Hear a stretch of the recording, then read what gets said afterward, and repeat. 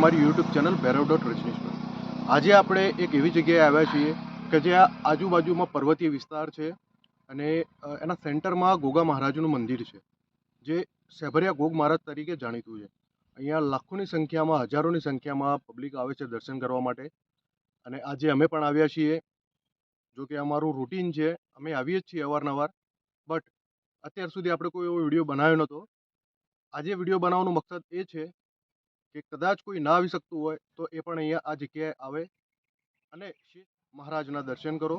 અને મારી ચેનલને સબસ્ક્રાઇબ ના કરી હોય તો પ્લીઝ મારી ચેનલને સબસ્ક્રાઇબ કરો અને વિડીયોને લાઈક કરો।